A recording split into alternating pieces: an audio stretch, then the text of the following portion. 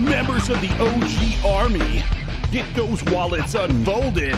Coming up next on the OtherGround live stage, prepare for an eargasm by Passive J and Big Dalton.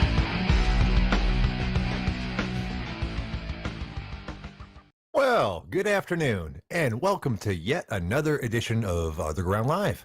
I'm Passive J. That's Big Dalton over there. Say hello, Ryan. Ladies and gentlemen, it is Sunday, June the 28th, and we are a mere 2 weeks away from Fight Island. Oh, my. I see the OG Army is forming up in the chat box. Always good to see you guys here. How'd your day go, Ryan? It's been a long day. I'm running on not much sleep. How about you? Yeah, still have. Good day. Busy. It was a long ass week.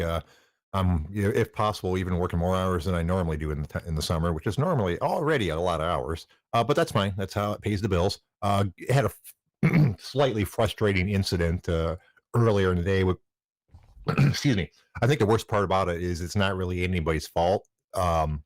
As you know, I have these serious IBS issues, so there's very few things I can eat. It turns out for a nice snack, I found something called pop chips, which is popcorn, basically made in the chip form. So it's super busy day. Don't have much time for anything. Have the bag of chips sitting there the entire day. Don't have time to eat it. Boss comes to give me a break around 1:45 or so. I'm like, oh, awesome! I'm gonna go downstairs and eat these chips. So I had opened it up and taken one or two out, but I hadn't had a chance to eat anything other than that. So I go downstairs to the break room, and I got to use the bathroom. Take a doozy of a toozy. So I leave it on the table out there because I don't want to bring it into the actual bathroom. Take care of my business. Takes about 5 minutes. I come out and it's gone. And all three members of housekeeping are standing there. I'm like, what happened to my chips? I'm like, oh, what chips? I'm like, the ones that are sitting there. And the head housekeeping is like, oh, I don't have them. You don't have them on me. I'm like, well, yeah, I know, but they were there 5 minutes ago, and you guys are standing right here. And it took 2 or 3 back and forths for it to have like one of the assistant housekeeping say, oh, maybe I threw it away. Well, that's fucking lovely. Which is their job, to throw away stuff that the rest of the employees leave around, especially in the break room. I wasn't super irritated with that. I was super irritated with the fact that I had to fucking grill it out of them. If they said, oh yeah, I accidentally threw that out, that would be the end of the story. I had no clue why it took them 3 or 4 minutes to finally say, yeah, I threw that out. It just irritated the fuck out of me. But the frustrating part about it is it's not their fault or anything. That's what they're supposed to be doing. They thought it was garbage. They threw it away. I was just unhappy because I was fucking hungry, and I've been looking forward to that basically all day because I can eat very little stuff, and most of the stuff I can eat doesn't fucking taste good. So, oh well. Other than that, fabulous day. Busy, which makes the day go by quick.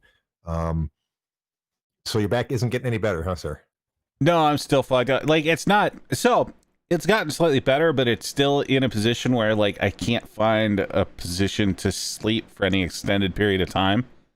And that is fucking hell. I can totally relate. Nothing's worse than not getting, well, plenty of things are worse, obviously, but not being able to sleep is one or top 5, I'd say, for bad things that could be happening to you. Oh, look, we've got a call. Let's see who it is. Well, hello, caller. What can we do for you today?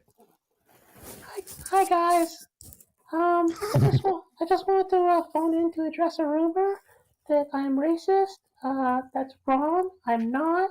I only said kike, and I said the N-word once, okay? Just once. And other than that, this is my favorite show. I'll be here on Wednesday. Bye, guys. Alrighty. Well, that was certainly a call. Yeah, you can call it that. Yeah, you got anything there, Big Dalton? Actually, surprisingly, there is not shit going on, it seems, in the world today that is entertaining.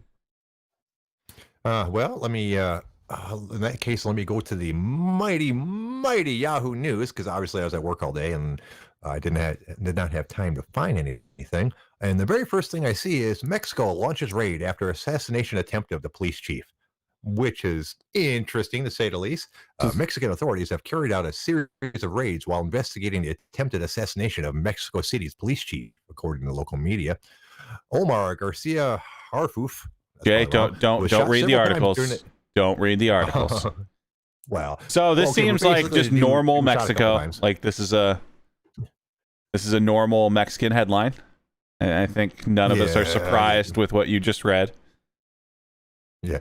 Dude was shot several times, like in the shoulder, the collarbone, and the knee, but supposedly that's not life-threatening. On the other hand, 2 of his bodyguards and a female passerby were killed, so it's not all fun and games. Yeah, a female passerby. So that's not good, obviously. Yeah, well, we talked about this the other day. I can't believe Mexico puts up with this shit. As you mentioned, it's mostly corrupt government that lets this shit get away with. But apparently, the police chief wasn't corrupt. Otherwise, they wouldn't be shooting at him. Well, that's how you get rid of a non-corrupt police chief, right? No, Jesus Christ. Oh, let's see what else the mighty Yahoo has for us today. Thank God for the internet. God damn, Jay. So did you at least look at like results or anything of the fights last night? I glanced over them, mostly to read I read a couple articles while I was taking a poop. Sorry, guys. while I was otherwise occupied, just to see what they said about Kay Hansen, since I feel very MMA hipster about her since I knew about her like quite a while ago. And surprisingly enough, apparently somebody bet $37,000 on her. Because they found a site where she was apparently a pretty heavy underdog, and he won like $110,000 or $120,000. And randomly enough, she ran into the dude at the airport.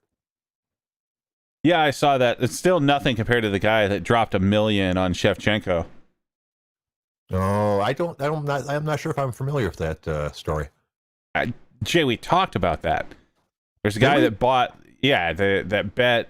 I think it was $1 million on the last Shevchenko defense. Yeah, against the Canadian, right? No, it was Nunes. It wasn't Shevchenko. That's where we were off. But the guy that bet $1 million on Nunes over the Canadian chick that you were so sure was going to win. Hey, I never said she was going to win. I said she was going to survive the fight. There's a pretty big distinction. So obviously he won. No, you said she was going to win. You even picked her in the predictions, Jack. Don't be lying. Well, I have no recollection of that, sir. Goddamn, pal. So obviously she didn't. Oh, look, we got another call. Let's see. Sorry when I don't miss these. When I don't see these right away, guys. I'm normally on another tab looking for things to talk about. Well, hello, caller. What can we do for you today? Dude, fucking MAGA, bro. MAGA, dude. Yes, November. It's over, Dalton. It's over, bro. The Obscure Curio Show is the best show on PodBean. Your show sucks. You guys suck. Bitches. Wow. Peace. Thanks for calling in. Apparently, it's going to be one of those days, huh? Yeah, apparently. And by guessing at looking at things, I'm guessing Dejuicer's bored. Oh, shit, dude. It's been a weird couple days anyway, so I'm not surprised it's bleeding on over to the show. That's how that shit works. Oh, let's see. What else do we have today? We're still talking about the fights, Jay. You're scatterbrained today. Sorry. God damn.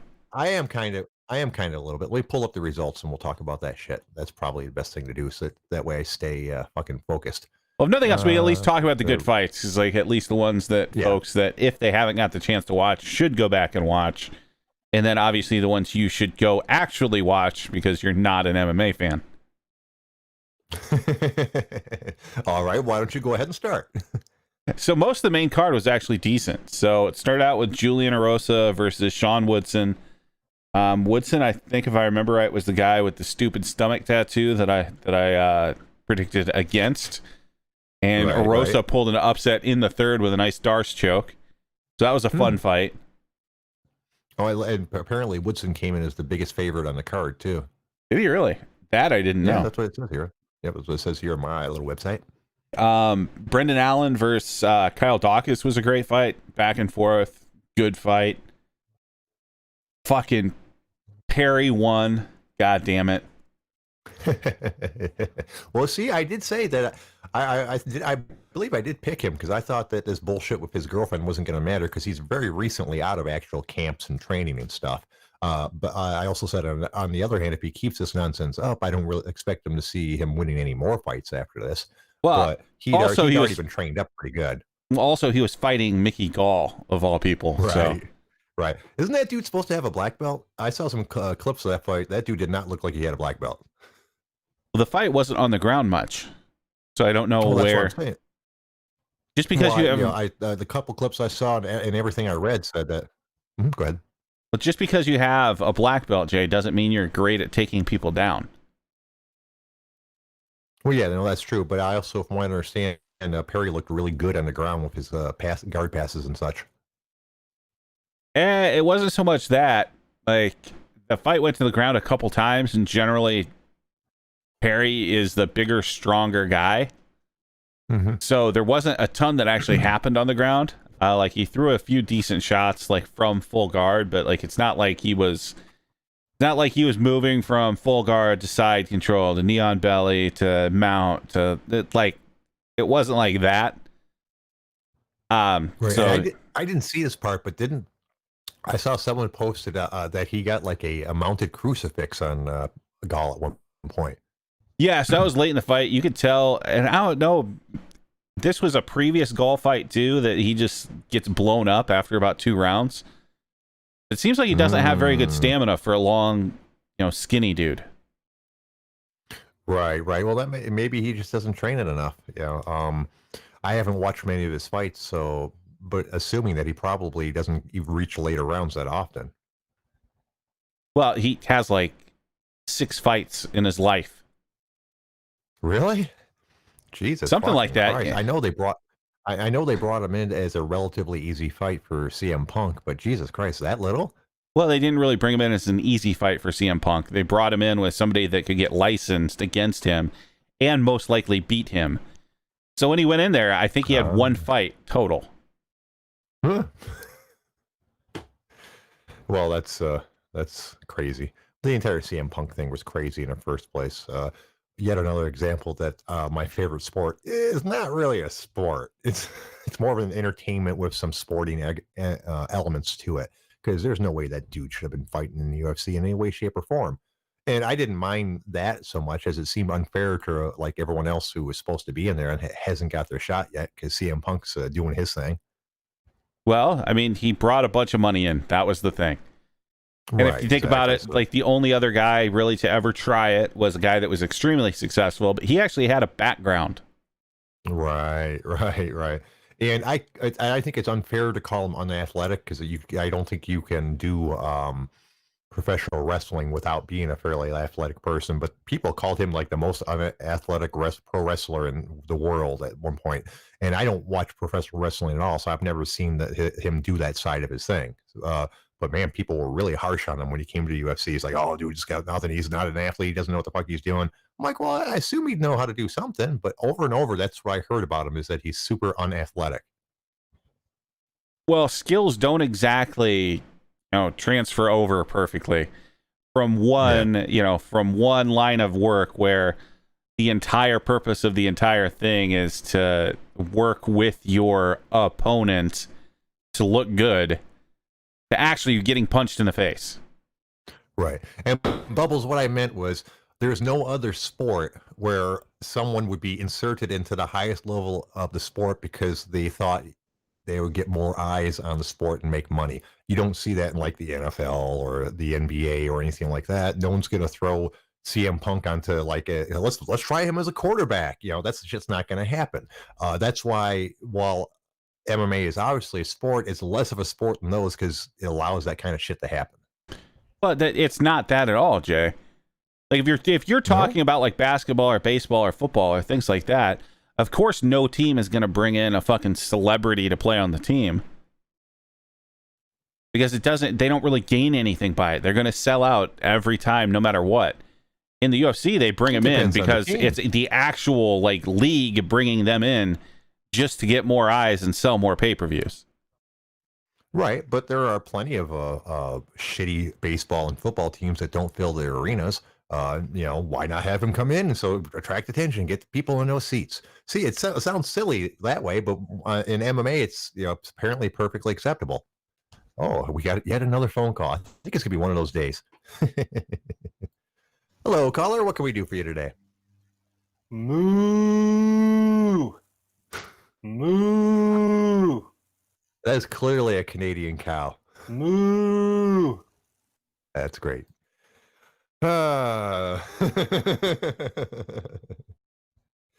I don't know, Ryan. I just think it doesn't really seem very professional sports to do that kind of thing. And obviously, as you mentioned, it worked out really great with Brock Lesnar, but he had a lot more abilities in the first place. He's someone that could have, and I still think that they should not have brought him in that early. He didn't earn it. Clearly, he was good enough to do it, considering what his career in the UFC was. But I still think that guy should have had like 5 or 10 fights in the minor league before they brought him in the UFC. You know, you don't find a really talented guy in minor league and let him play one game and then decide you're going to move him up to the pros. That's not how that shit works. If you're that incredibly good, yes, you do. Yeah. Think about it. Yeah, Think about it. Brock Lesnar hadn't played football since like he was in middle school, and he walked on to the Minnesota Vikings. Right. He didn't get the job though. Well, no, he could have though. Like they invited him to be like well, first of all, they wanted him to go to NFL Europe to get a better feel for the game, and would probably be up on the main squad like that year. Like he made it to like the practice squad level, which is ridiculously incredible. And if you think about football and baseball and basketball and things like that, like the start for those leagues, that's essentially like being the main event of a UFC card. Right. But you kind of made my point for me because they wanted to send him over to NFL Europe and actually learn what the fuck he's doing. They weren't going to throw him just take him off the street and throw him on their team. But on the UFC, they're perfectly happy doing that. And I realize I'm arguing a lot on a topic I don't really care that much about. But it does seem to make the UFC more like an entertainment sport as opposed to just a pure sport. Well, it is partly. I mean, They also brought in James Toney. Now I'm gonna sound like a hypocrite because I love that shit so much, and that guy should not have been in the ring in any way, shape, or form. Obviously, he didn't know what he was doing. It was light work for Randy. Very rarely do you see an MMA fighter out there truly enjoying himself, but you could tell Randy was having the fucking time of his life during that match. Well, it literally is the exact same thing, Jay.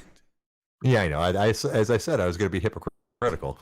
And honestly, James Toney was actually even worse because Brock Lesnar obviously had some skills.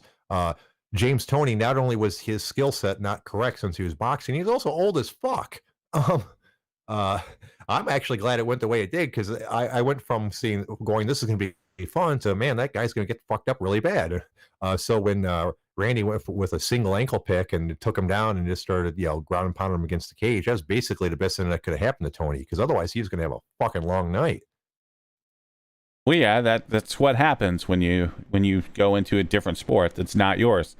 Same thing how Mayweather carried fucking Conor McGregor to, 8 rounds or whatever it was. Yeah, exactly. Just because he didn't want to finish it in the first or second.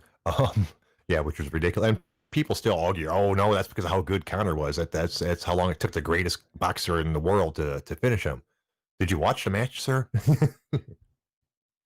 Yeah, and Conor's a good example of that as well. I think he's really good, but I do think that he had a pretty protected career to get him to where he's at, and mostly because of how good he is on the media side. That's the thing. These people are businessmen, especially when you start talking on like the boxing side where they're getting hundreds of millions of dollars. They're going to protect the person fighting them if they know that they're at a very, very lower level as far as they can, just so there's that inkling out there of idiots that would actually pay to watch it again. Yep. Very, very true. Oh, shit. What else was good about the fights, man? Well, the main event was fucking amazing. Poirier Hooker was an absolute battle. So, like, just, what was it? Last week, we had that fucking Josh Emmett fight that was one of the best fights I've ever seen. And this one comes along, and, like, it was a great fight, too. Those two just went fucking after it. Yeah, it was from what I heard, it was very, very impressive. And, man, despite the fact that the corona is fucking up events left and right, and we're seeing very little of this, big stars, except for here and there on the pay-per-views. It's actually been a whole bunch of really good fights, man. There's already 4 or 5 fight of the year contenders already, and it's already only halfway through the year. The only thing that sucks about it, like, and there were people that will argue this both ways. Like, I wish there was a way that we could keep some events for being at the Apex moving forward. Do you mean the Apex specifically, or do you just like the entire no crowd thing? The entire no crowd thing. Well, and the Apex is built specifically for it. Like, they're generally in the smaller cage. In the smaller cage, there's more action. Like, there's a lot of good things about it, and it's just being able to hear the corners freaking out, and like actually really hearing like strikes digging in. Like, it's a better experience to watch. But obviously, UFC wants to make the money. You can't blame them for it. Of getting an extra $3 or $5 million on a gate plus concessions, their cut of that, and everything else. So right. And now that the UFC has accelerated the amount of events that they put out each year, that's significant money, because it's not just like a pay-per-view once a month. Now it's one pretty much a fight card a week, sometimes two. Every once in a while there'll be a couple week pause, but in an average month you will see somewhere between 3 to 5 fight cards. Right. So yeah, going forward, if they could find a way to like do more of this, I think it would be great. I think it's better for people that are watching and kind of learning the sport. You learn it better hearing everything and like hearing those adjustments and everything else. But yeah, it probably won't happen. Do you think now that Dustin's up at 155 comfortably, do you think he would do better against Conor this time, or do you think Conor would starch him again? Because while I've been dogging on Conor, he did fucking starch him. This version of Poirier, who's looked really, really fucking good, I think it would be a much better fight. It is a matchup that does favor Conor, because he's not like he's a big 155er. And he is primarily a striker. Like, he's not just going to take you down. He's not really much of a threat there. So it's one of those kind of custom-made Conor fights. But it would probably be closer, especially if nothing else. Just Poirier actually keeping busy. Do you believe there's anything to that notion that you'll lose your chin? Like, one of the things I read where people were saying that why Dustin would do better, because he didn't have much of a chin at 145, but at 155 he's able to handle it way better. Is that a thing? Absolutely, depending on how bad the cut is.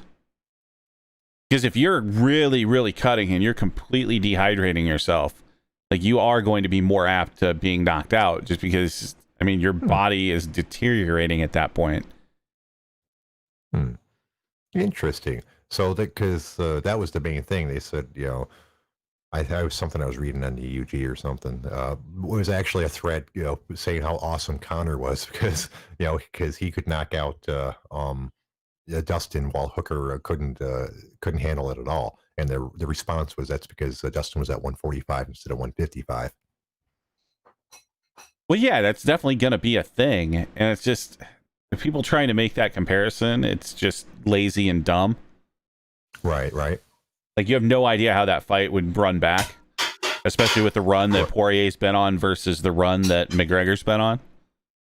Nor lack of run. Well, that's what I mean. Do you think he's actually retired? Someone said he didn't tweet at all last night about any of the fights. Well, that's because none of them really have a huge impact on him. I don't know. That's at lightweight. He wants to pretend that he's interested in lightweight. So I would have figured he'd be challenging Dustin again or something like that. No, I think they're pretty much just waiting until Gaethje and Khabib have their fight, and then I'm sure McGregor will probably try to jump in to be next in line. Whereas I think probably the next fight to make here in the interim is, as quickly as you can turn it around, you try to have Poirier versus Ferguson. Right. Apparently my dog is calling in. I'm guessing this call's not going to go well, but let's go ahead and find out. Well, hello, Sadie. Why are you calling me? Hey, Dad, rough. I just wanted to know, like, do you not love me and Lulu or something? Like, why won't you fix the fence? The fence works perfectly well. You guys cannot escape. And it's a good thing, too. We can get underneath. No. Detroit. Detroit is dangerous. There's a lot of crazy people running around, Dad. Like, come on, like, call a Mexican or something. What the fuck? No, it was they installed guy wires and it works It's okay. perfectly It's fine okay now. for me to say that I'm Mexican. I'm a Chihuahua. No, it's yeah, they fixed it just fine when they came back out. The guy wires hold everything in place, which is a good thing. We'll see about that. Oh, come here, little dog. I've got your sister Lulu in my lap. It's actually a good thing that fence is there. It's a good thing that fence is there because we've had a coyote sighting near our house. The neighbor called us the other day and said there's a coyote in the backyard wandering around. So we better be careful for our dogs and cat. And turns out they were 100% right, because when I got home the other day, I went out to let the dogs out. I'm looking, and I've got a large yard. It's a full acre, so and the house is near the front of it, so the backyard is pretty big. And sure enough, I saw a coyote wandering in and out of the tree line at the back of my yard. The wife is obviously pretty concerned about this because coyotes aren't really something you want around your little dogs and cats and stuff. But it's a 6-foot fence. I don't think a coyote's getting over it, so I think they're fairly safe. Yeah, I don't know. Your dog just said there's a gap at the bottom. Yeah, there was a gap that we had them fix, and at one point the bottom of the fence was way too loose because they did a shitty job on it. But they came back out and put guy lines or guy wires or whatever they're called on all of it, and that fixed most of that problem. Nothing's getting underneath that, really. Hey, you say that. Have to get over it. A starving coyote, like that thing's gonna find a way. Well, if you gave it time to dig underneath it, it might possibly be able to do it. But yeah, we don't let the dogs out all day. They go out and come back in. I mean, they can sit out there all day if they wanted to. But if we're doing that, that means the door to the back door is open, and I'm sitting here in my den, so I'd be able to hear something that was going on. They would start barking that thing way before I could be able to dig underneath the fence or anything like that. Likely story, Jay. Yeah. Besides, coyotes are only about 20 pounds anyway, so it's not a huge animal. Sadie's about 16, and Lulu's about 13, and fucking Sam's like 22 pounds. So realistically speaking, if that coyote got into my yard, my cat would fuck it up. Hypothetically speaking, I've never seen Sam try to fuck up anything, but being a cat, pound for pound, cats are way more better fighters than dogs are. So, and the coyote can't be much bigger than my cat. Jay, if you honestly think a house cat is going to kill a coyote, you are insane. Well, we all know cats are better fighters than dogs, pound for pound. Like I said, hypothetically speaking, Sam should be able to handle a coyote. Realistically speaking, Sam doesn't know what the fuck he's doing. He'd turn around and run away. But if you took a regular 20-pound cat, like let's say take a 20-pound alley cat that's fought other alley cats all its life and it's like a stray, yeah, it would fuck up a coyote. No, it would not, Jay. All right, we'll have to agree to disagree on that one. So you're saying pound for pound cats aren't better fighters than dogs? It's all going to depend on what they actually are. Like a house cat or your just typical like feline cat, not a big cat. It's not going to fare well against a hunting coyote. Right, but like, for example, a bobcat's probably about 20, 25 pounds. It would fuck up a coyote. I'm still skeptical there, Jay. All right. I'll have to YouTube some of that shit later on when we have more time, see if there's any examples of bobcats fucking up coyotes or something like that. Yeah, that would be your 1 in 10 thing where a bobcat beats a coyote, but like you're talking about a legit predator against a house cat, and you're fucked. Let's see. How much do coyotes weigh? Google says 15 to 46 pounds. That's a pretty big fucking range. This did not look like a 46-pound coyote. It looked about the same size as my cat, maybe a little bit bigger. So I'm going to guess it was only about 20 pounds. But realistically speaking, it's not an issue anyways. That coyote is not going to come anywhere near my house, obviously. Now, I wouldn't want my cats and dogs to be outside overnight, which I have done to my cat once or twice. when we first got the fence put up back there, and the cats started going out there. There was a couple occasions where we didn't realize he was still outside. We locked him out for the night. He learned that shit really quick though. Now you come to the door, and he'll look at you, and if you tell him to come in, he comes running in because he does not want to be left outside again. He's a fairly smart cat for that. Fair enough. All right. Well, that was a tangent to go on. Let's see. Do we got any more MMA stuff, or do I have to start looking for shit to talk about? It doesn't seem like there's a ton of headlines out there, other than the fact that Fight Island is almost upon us, which is going to be a goddamn great fight card.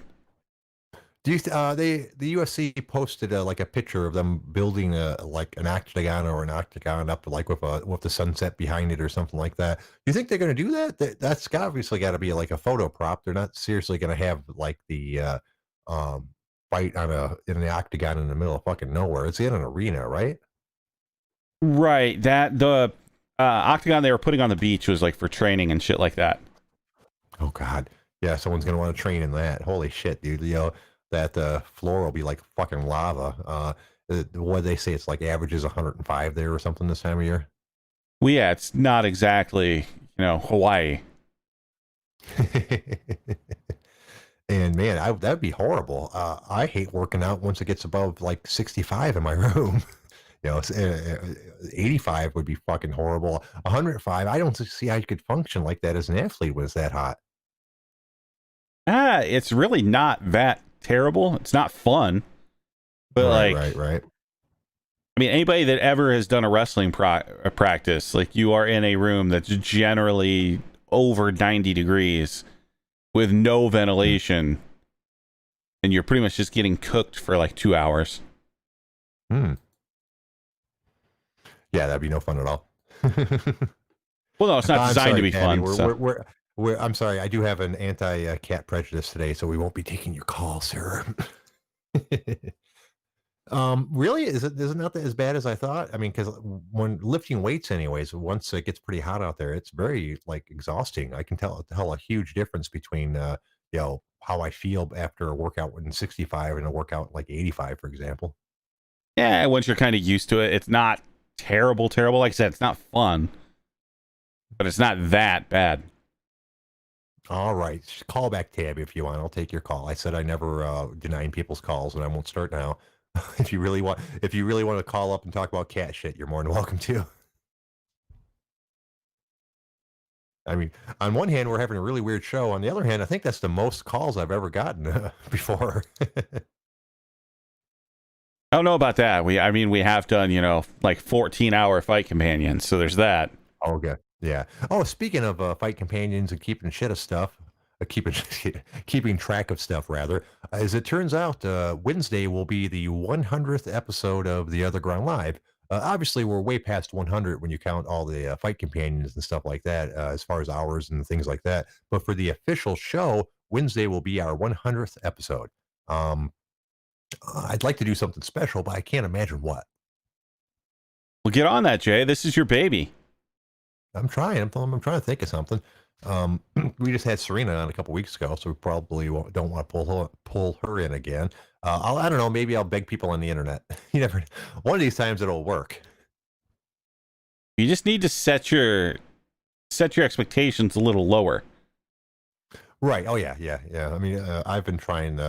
I don't always just send it to ridiculously famous people. I do try lower on the totem pole as well. Although I haven't had much luck with it so far. But there's a couple ideas I have for the next day or two. Well, we'll see what you can pull together. If not, it's going to be a gigantic disappointment, and it's going to be completely your fault. Yes, it will be. Mel Mackian wants me to live stream from the garage hot tub while smoking wax and eating Domino's delivery. Well, unfortunately, that won't work because I've quit smoking wax entirely, and I can't eat pizza anymore because my IBS. So that's unfortunate, but I won't be able to fulfill your request. I can live stream from the hot tub. I just won't be smoking wax and eating Domino's. Yeah, we don't want you getting, electrocuted or dropping an ice microphone in a hot tub. So let's not go for that one, Jay. No, probably not. We all know my track record with agility and things like that. I would totally fucking fry myself in the hot tub, which I'm still unsure of. You know what? I enjoy that hot tub quite a bit, but goddamn, the electrical bills are fucking expensive on it. Yeah, it adds about $100 a month to my bill, and God no, and that's like in March and May, March and April and May. God knows what it'll be in the fucking winter. My wife uses it way more than I do because she has all the various aches and pains and shit. I'd like to keep it up for her in the winter, but it might not be financially feasible. I mean, if it costs $100 in March, what's going to cost in December? $200?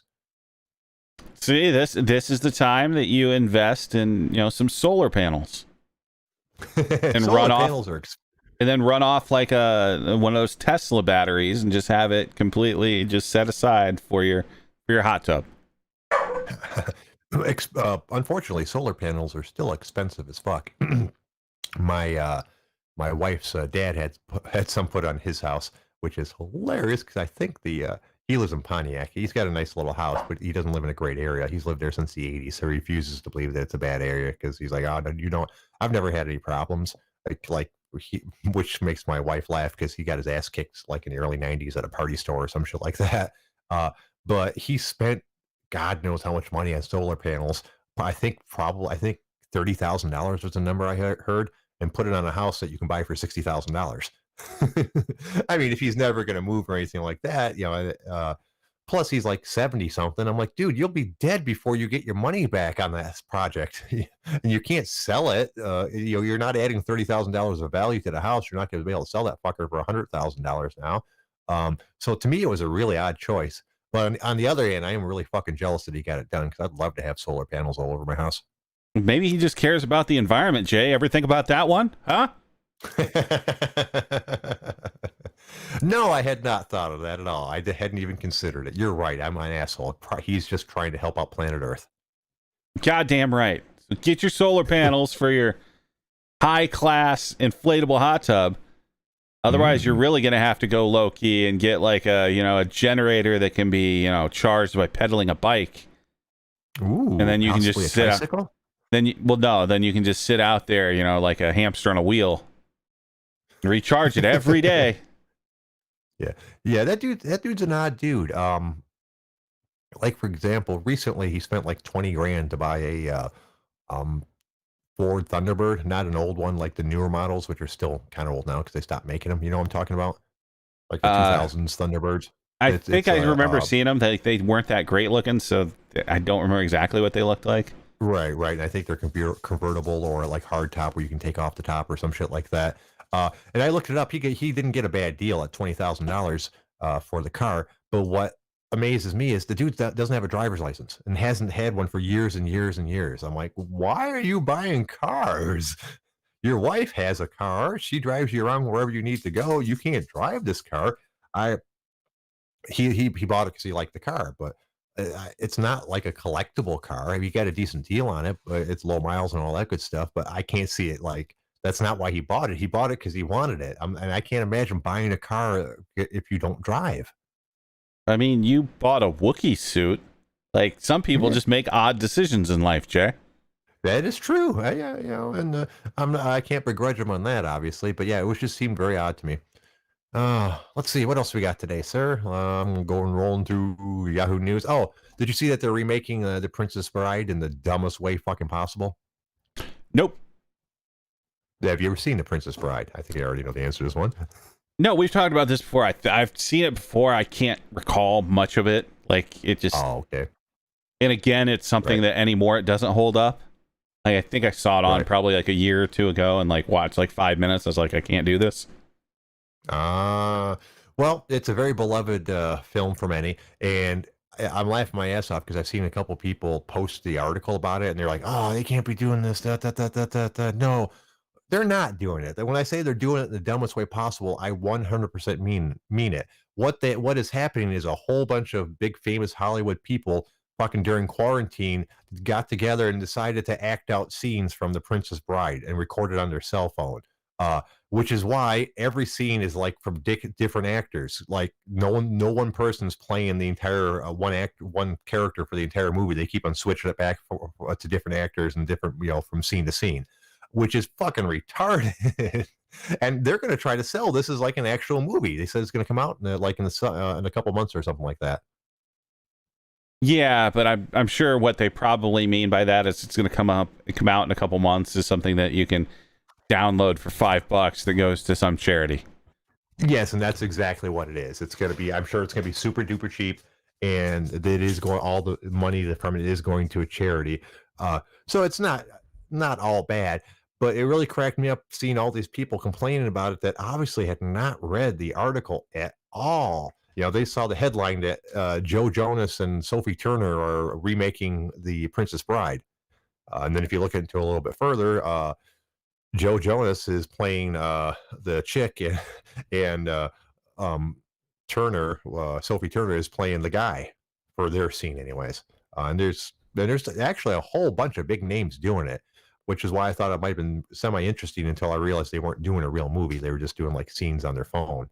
So it won't be as horrible as I thought it was going to be, but it's certainly not going to be great, I imagine. Yeah, I think I'll skip that one. I really don't. Yeah, if I want to give money to charity, I'll do that. Don't necessarily need to buy a video of celebrities being bored. Right, exactly. That's Daniel Tosh did a couple of jokes about that. He's like, "Yeah, I'm not going to walk a 5K for anybody. I'll just give you some money." Yeah, that entire like do stuff for money thing has always kind of cracked me up. Where people talk about, I'm gonna walk 5K for cancer. I want you guys to all to donate and do this, that, and the other, and yada yada. Like it always seems a weird way to make money for a charity. I mean, it must work as far as actually getting extra money. So I guess some people, like it's a driver to give that they wouldn't normally do. I guess. Yeah, it just seems so weird. You're like, would you give to the National Cancer Fund? No, I'm not gonna do that. How about if I walked 5K? Oh shit, you should have said that in the first place. Here's some money. That just seems like a weird thing. I don't know, Jay. If you asked me if I wanted to give a bunch of money to cancer research right now, I might say no. But if you told me you were going to jump off a trampoline through a door that had a bunch of tacks and toy cars and Legos on it, I would probably give you some money to do that. Yeah, I guess it's always a matter of perspective. Because in reality, that's kind of what happened with Superhuman. All that money he made was basically a donation to, oh man, look at this guy fund. Yeah, pretty much. And he made quite a bit of money. So, I guess it does work. And not as much as we thought at first. At one point, I thought the dude made like $100,000 in donations until I realized, he was like one thumbtack equal $1 is like 10 thumbtacks or some shit like that. Turns out he only made about $10,000, which is still a whole bunch of money for an hour's worth of work. But I'm not sure if it covered his hospital trip, because we know for a fact he broke a couple fingers with that rat trap trick. Well, yeah, but I mean, it's just a couple fingers, right? Like he had to come out ahead. God, I don't know. Do you think that dude has health insurance? I would hope so. I'm sure his health insurance doesn't know about his occupation. Yeah, that's got to be a poor deal for them, because seriously speaking, that dude has to be going to the emergency room every couple of weeks or so. I think most of that stuff he's doing is more just kind of bumps and bruises. I think the rat traps were kind of a new and bad decision. Yeah, that is true. You're never going to go to the hospital from a thumbtack, even if it's a whole bunch of them. Yeah, and the rest of it, I'm sure he's had a few like bruised ribs here and there, and he's probably fucked up his back and all that sort of fun thing. But generally, he's not breaking bones. Right. Oh, look, we got Jay's brother in the chat box. That looks nothing like my brother. You should, I think I've posted him on the OG before. You'll have to go find the picture. Man, we're having a weird day at the chat box. So far, I've seen 4 different versions of me: my dog, my cat, my brother. All I can say is it's Sunday, and I'm thinking Forrest and Juice are just that they're having kind of a boring day and needed some entertainment. Well, that's just fine. That's what we're here to do, to entertain and inform. Mostly entertain, or mostly inform, because apparently we're not really good at either of them, but you get a little of both when you come to the OtherGround Live. Let's see what else we got. I don't want to talk about politics. 85 corona cases have been linked to one Michigan bar. Way to go, Michigan. Yay. Yeah, You were doing so well. And it's in East Lansing, Michigan, which is basically the state capital, the east side of it, anyways. So it's not like it's. So it's a fairly urban place. I kind of expected to see things like this pop up in the more rural areas because they were actually allowed to open sooner than we were here in the urban areas. One moment. Yeah, but generally it's going to be the urban areas that you see any sort of outbreak anyway, because people are on top of each other. Like the rural places, you're never going to see like huge outbreaks. Because I'm sorry, in Paducah, Kentucky, there's like 3,000 people, and they're all like probably social distancing without knowing it. At least 80 people who visited Harper's restaurant and brew pub. God, I'm bad today. Caught the visit at. No, you're right. I shouldn't be reading articles. I'm not very good at it. Apparently, about 80 people got it after they went to that particular bar. And the health officials are asking anybody who went to the bar between this date and this date to self-quarantine for 2 weeks, which is not going to happen because, honestly speaking, if you were all that worried about the virus, you wouldn't have went to the bar in the fucking first place. Right. Yeah, that's a fair point. Like it's not like they're doing as crazy as shit anyway. Some of these other states, like Florida and Texas, are like melting down.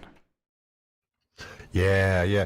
And I just amazes me that people don't take it seriously. Look, if you want to debate on how deadly the virus is, that's perfectly fine because there's all kinds of different numbers from different sources, and it's really hard to pin down how deadly serious it actually is.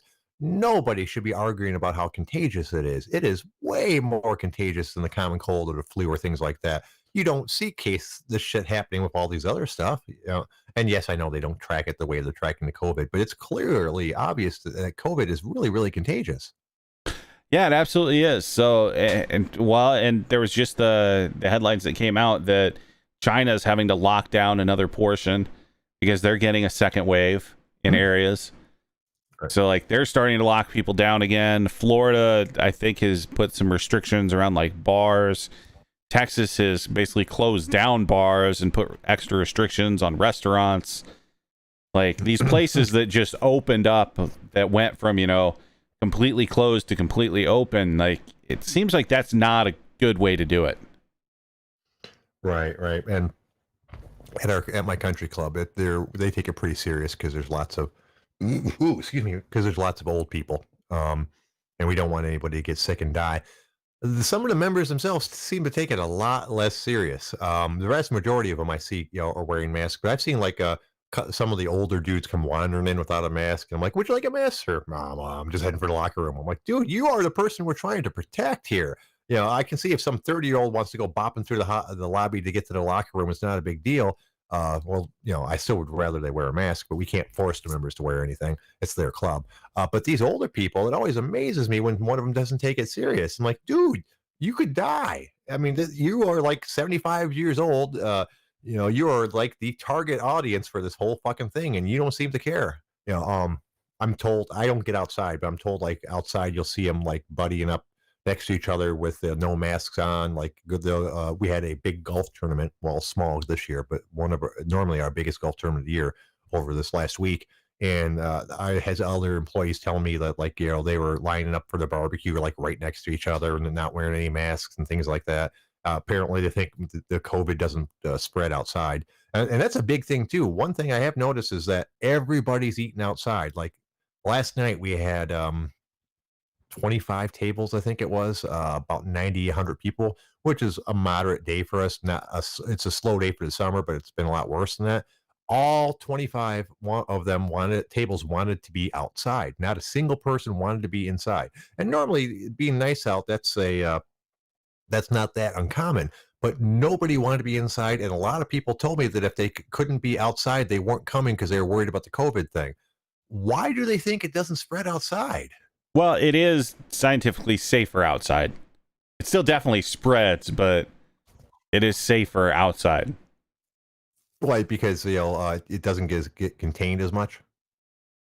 Yeah, well, I mean, it's the same idea of anything, right? Like if you take a bunch of people that have the flu and you stick them in a box or you stick them outside, like one is going to be much more dangerous as far as spreading a disease. Oh, right, but then you see them do shit like line up right next to each other for the barbecue, even though we have signs saying, please honor social distancing and all that good stuff. But my point being was like once they get outside, they think they're perfectly safe, and that's not the case at all. You could still definitely get it if you get too close to somebody, regardless of whether you're inside or outside. Well, yeah, but I mean, we all know, and it's been made perfectly clear over 96 shows that people are stupid. Yeah. Yes, very true. We are 100% established that. Let's see. Speaking of stupid people. Uh-huh. So did you hear about the guy that decided to take a swim in Bass Pro Shop tank? Would this by chance have happened in Florida? Close. It was Louisiana. Ah, just decided that looked great in there, huh? No, this is even worse. It's an idiot that decided that he was going to say on TikTok that if he could get 2,000 likes, he would take a swim in the Bass Pro Shop aquarium. Oh, Jesus. He got 2,000 likes, so he actually fucking did it like an idiot and then got arrested. I wonder what they're going to charge him with. Not trespassing, because they let him into the store. Public mischief or something like that, I imagine. I'm sure there's some of that stuff. There's probably like there's probably some sort of vandalism or destruction of property or something like that. Because I mean, they have to go and fucking empty and clean a 13,000 gallon tank after this dumbass decided to jump in it. Well, why do they have to do all that? I mean, it's just a giant aquarium. Don't they have filters and stuff? I'm sure they have some of that, but you don't know like what the fuck is going on with random dudes swimming in your tank. Yeah. I guess that's true. On the other hand, why would they care? They let people fucking fish in that thing, so it's not like they're looking out for the fish's welfare or anything like that. Still, like yeah, random guy diving into your tank, like. I'm sure you don't want to lose everything. Like, that's an expensive fucking tank. Everything in it, pretty expensive as well. Guy jumping in it, probably going to contaminate it and fuck up the ecosystem there somehow. So you're going to want to safeguard against that and drain the goddamn thing and clean it and get everything back in there. Yeah, I suppose that's true. You ever had an aquarium before? Obviously not one of that size, but like a regular one? No, I have no desire to, basically throw some poor fish in a prison just to look at them and have them die in like 3 weeks anyway. It's not quite that severe. My mom had a couple while I was growing up. She liked fishing in aquariums, and she always did freshwater because it's a lot less expensive than the saltwater ones. I never had much desire for it myself, not because I'm particularly concerned about putting fish in prison. I don't think they're smart enough to realize it. But it just seemed like a lot of uptake and care for something that really wasn't really worth it to me. Because any aquarium is a lot of upkeep, regardless whether it's a freshwater or a saltwater or whatever. When you say they're not smart enough, like it depends on what you're putting in your tank. Oh yeah, we're talking about fish like this. I'm not putting a dolphin in there. We're talking about like betta fish and like just the various minnows or whatever. I don't know what the fuck you put in a fish tank, but I refuse to believe that something that's not even as big as my hand has a brain big enough to realize it's in fish prison. Well, you never know. Maybe they do. Maybe they see you fucking sitting there peering at them going, this fucking asshole. I can swim for 4 seconds before I have to turn around. This is bullshit. Well, maybe it's like that Joe Rogan joke. I'm sure you heard his bit on zoos, right? I've heard a lot of his stuff on zoos. Right. Fucking giraffes don't seem to give a shit they're in a zoo. That's the best thing for them. They're like, what? No lions that can come and eat me or anything like that. Free food. No, the only problem is I can't walk as far as I want. Hey, that seems like a good trade-off to me. Yeah, it might work for some prey species, I guess, but it still seems a little fucked up just on principle. No, and don't get me wrong, I have very mixed feelings about zoos. I enjoy them because I like animals and I like looking at animals and checking out like exotic animals that there's no chance I'll ever see in real life other than a zoo.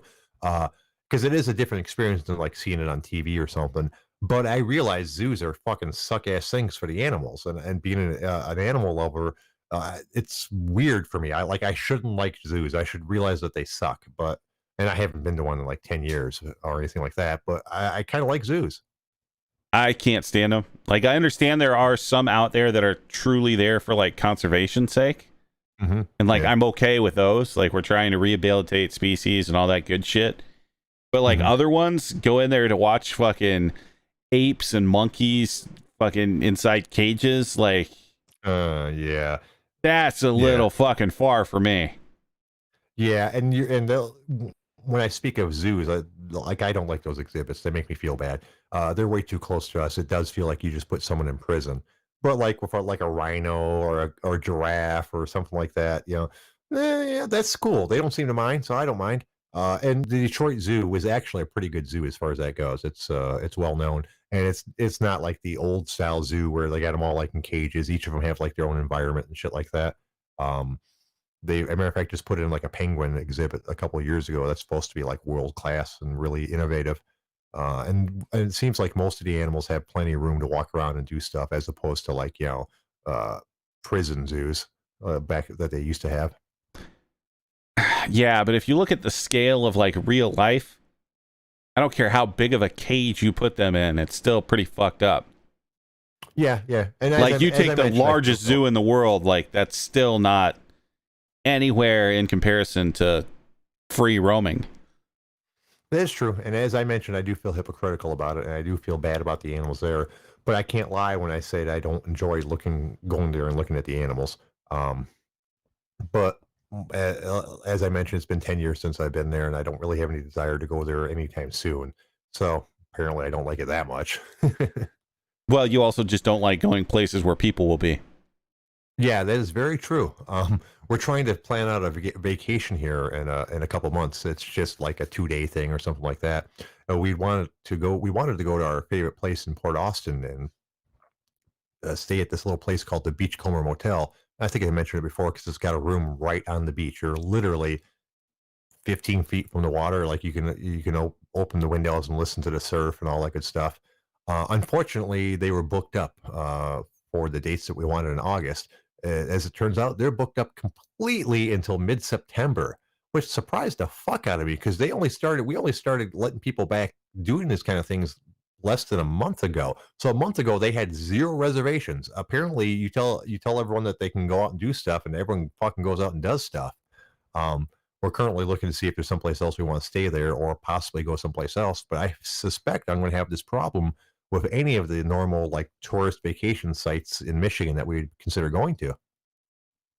I can't believe anything in Michigan would be booked up for tourism.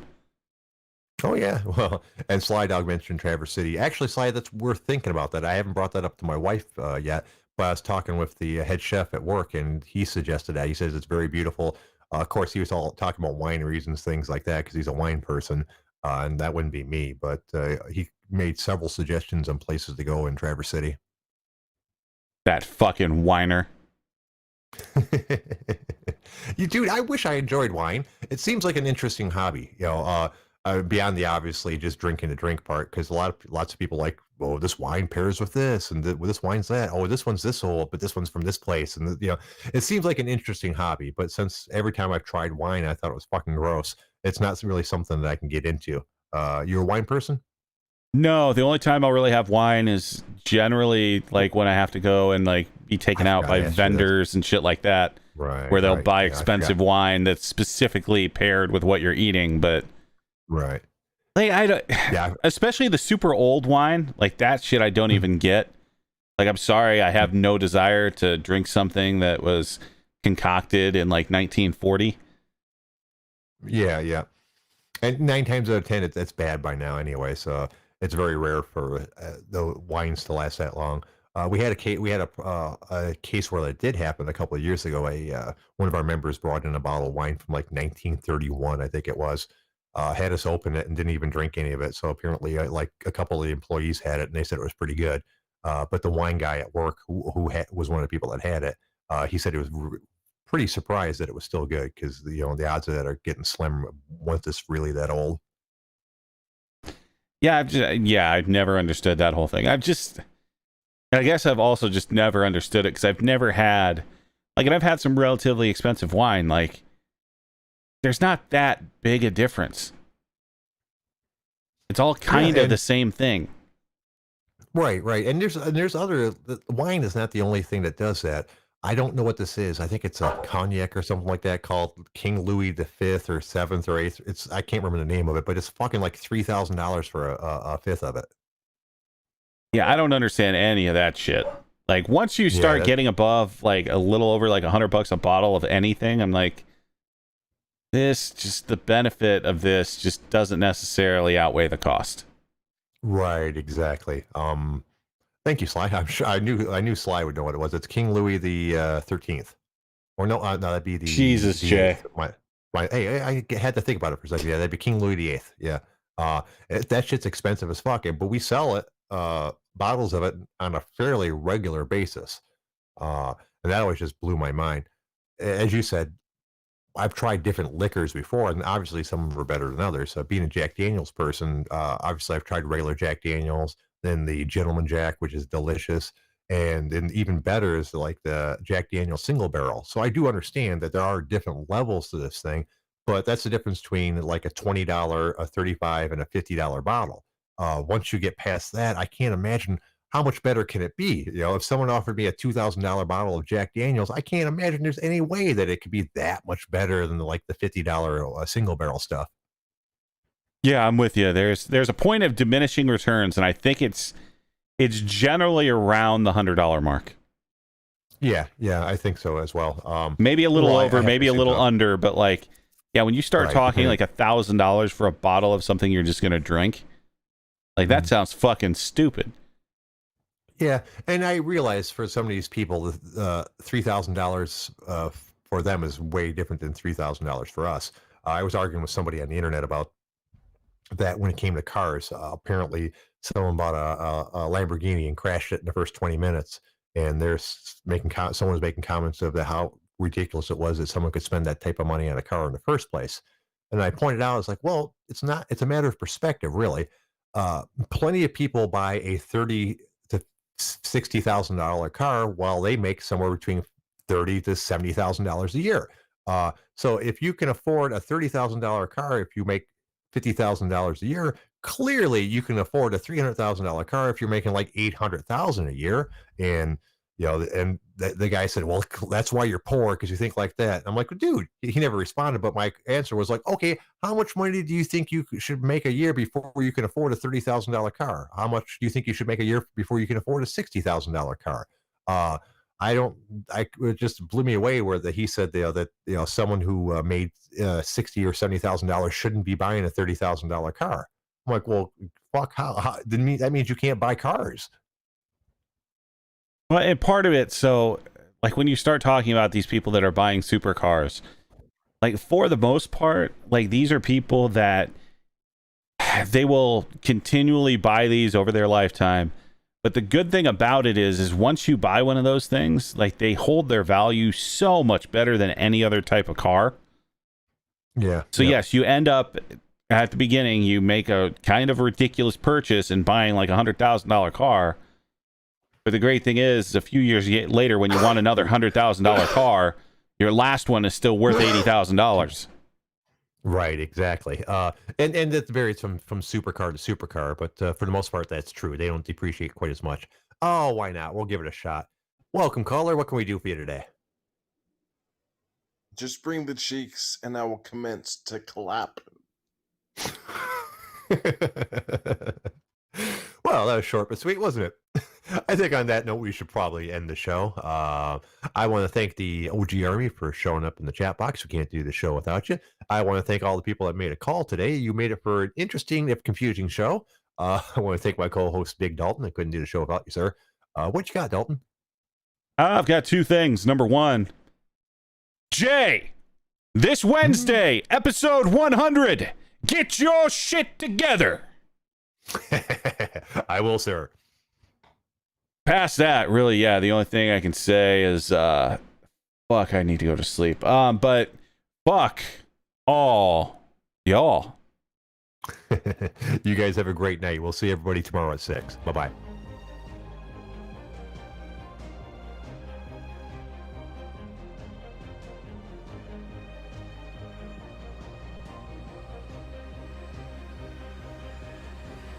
Screw you, hippie!